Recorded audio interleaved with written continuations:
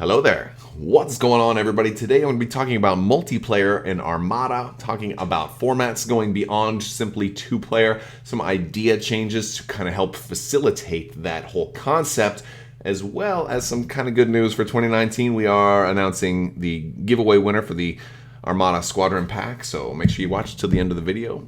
Kick off the new year right. So, what is multiplayer Armada?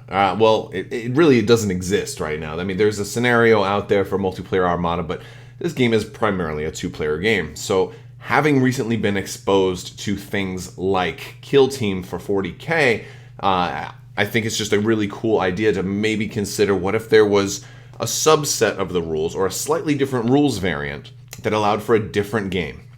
That would allow for a smaller game that could be played maybe on a smaller surface, a little bit quicker, a little bit more flexible, and designed to have more than two players if they want to. Maybe you can play it with two players also. You can play it with more than that. Something like Kill Team for Armada might be it might do a whole bunch of different things. For one, it might serve as a great entry point to get people into the game that don't want to have the giant cost. It could also serve as, a quicker game to be played. It could also serve as a game that can be played on a smaller surface. Not everybody has a giant 6x3 table.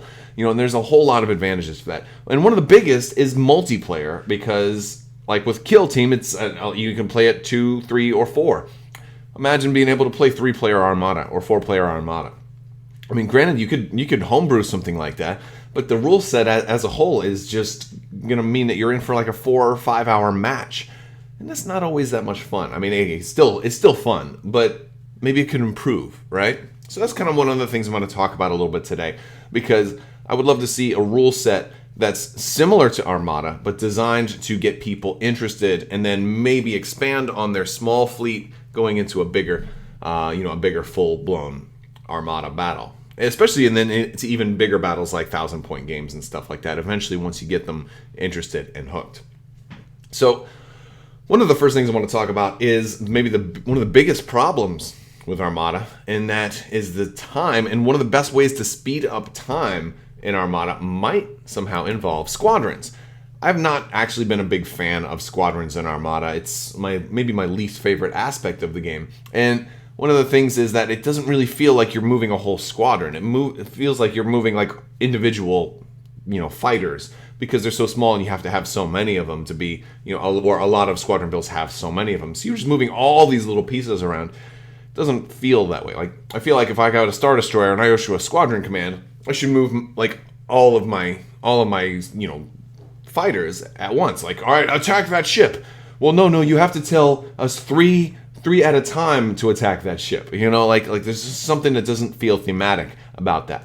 A lot of people I talk to really do love the idea of the miniatures, because I originally wanted something like, just, how about if we had green dice and those were like the squadron dice. So if if I'm a carrier, I also get to roll a whole bunch of green dice when they attack. And maybe they have some different symbols to something like that.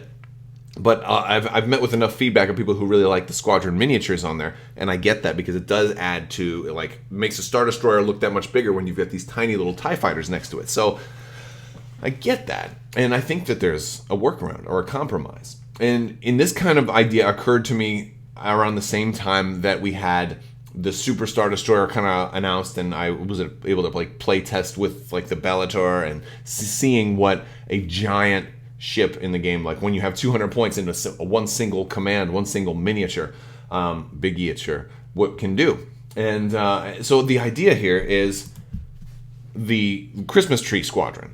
basically a single unit, kind of inspired by Legion as well, because you can add more to one unit in Legion.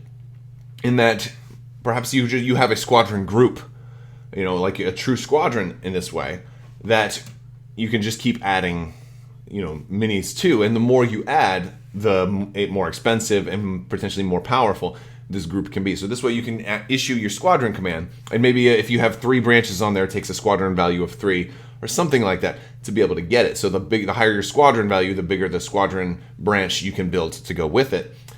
And thus, you can still have all your miniatures. It also takes up less clutter on the board, because you still only have the one base, and that's another problem. And it makes the game go really, really, really fast, because now you can issue, 100 points of squadrons with a single command. if you choose to build it that way. Or maybe you have two of them, like 50 and 50, and two little trees or something like that. And honestly, I think for a lot of games of Armada, full-blown games even, this would work. But this would also allow for a 3 or 4 player game, if they're all running squadrons, to be able to issue those commands without slowing the game down to 7 hours.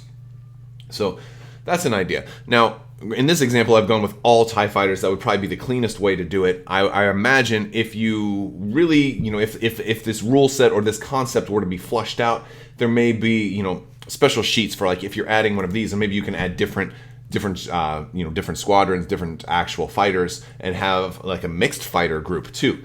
Perhaps you lose some effectiveness because when you have different fighters flying together, they have to fly at like the slowest ship speed to stay in formation. They have to turn, generally it's better to have like ships flying together. So if you mix the ships, maybe you have some kind of maybe you'll have benefits from getting certain keywords of different ships, but you also will have probably negative things because they're not all flying at the same, curvature, and they don't have the same engines, and they're not all having the same capabilities. But that's maybe a little more advanced. But the idea here is that, having lots of squadrons on a single base could be awesome. Or maybe they just design a whole new base that allows for it. But I think the game is almost built to be able to accommodate this as is, because of the fact that each squadron, candelabra or whatever, has 3 different things. So maybe you have a light TIE fighter squadron, which is 1 mini, a heavy TIE fighter squadron, which is 2 minis, and an enormous TIE fighter squadron, which is 3 minis. Maybe you can do something like that. It would kind of change things up a little bit.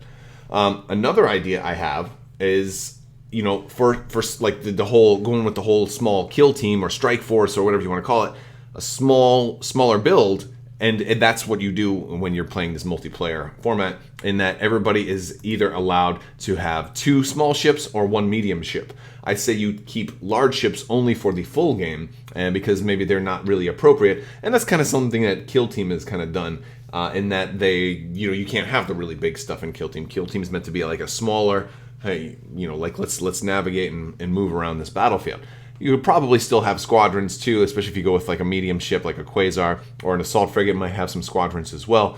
But you limit the number of ships to either 2 small or 1 medium. And and if you wanted enough squadrons, I imagine you might go with 1 small, maybe an MC-30 would be like your 1 ship. But you'd have a smaller amount of points, like maybe only 120 points or something like that. Maybe only 100 points. And you fly that way, and this way that would also allow for multiplayer battles a lot easier. And another thing that something like this would do is it would also allow you to play on a 3x3 surface, so you don't have to have that giant table. And that's another real problem with games like Armada, is not everybody has that giant surface that they're able to play on. So having an option or a mode of play that gives you a smaller surface that's doesn't require a giant dining room table, or even a lot of game stores don't necessarily have the ability to easily accommodate that type of table size, or at least not that many. So if you're playing on a smaller one, you can have twice as many games in this game store going of this as you could the other way around, and maybe 4 times as many people if you're having 4-player games on those 3x3 surfaces. It's just, it really maximizes your real estate on your tabletop. So that's another thing you can totally have going for you. So what else? Maybe objectives. Either objectives or a scenario pack, or even another type of campaign-ish thing that basically encourages 4 players playing at the same time. You can, like King of the Hill. What the problem with multiplayer games has historically always been that 1 player will get ganged up on by the other 2. Or like 1 player just sits out while the other 2 go at it and then come in and swoops in. So it ends up not being balanced for 3 people. But if you design things like King of the Hill that force everybody to get involved, if you try to sit out, well, then you're not going to get any points. So even if you get, basically it should be where you can get eliminated if you get ganged up by the other 2 players, but maybe you'll win by doing so. So there's definitely ways that you could facilitate something like that. So that's the ideas. There's one other, and that's, if this is designed to both be fun but also to get new players into the game, we got to have an Essentials pack, a cheaper way to get into the game. Rune Wars did this, so if you want to get your damage deck, your dice, your movement tools, your obstacles, etc., all those basic things that come in the core set without having to go ahead and buy, 3 ships that maybe you don't even want any of those ships. We need an Essentials pack. So that is the thought here for something like that.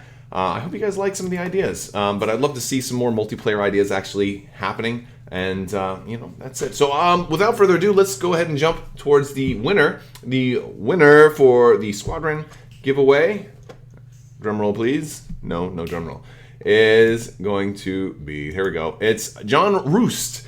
John, go ahead and shoot me an email on the back end of my channel and give me your contact information and we'll score you away. I'll get that out to you. Congratulations. Hopefully these will come back in stock soon for everybody else. Hopefully before or in close proximity to the Superstar Destroyer. We are in 2019 now, so anything goes as far as news. Hopefully we'll actually get some real Superstar Destroyer news very, very soon. That would be awesome. I'm looking for it, and stay tuned, and I'll bring it to you as soon as possible. I want to thank you all so much. I want to thank my patrons on Patreon. You guys are amazing. Got more cool stuff coming up soon for you guys. I want to thank all of you for watching, and stay tuned for more giveaways as well. I want to thank you all so much for watching. Have a happy new year, and have a great day.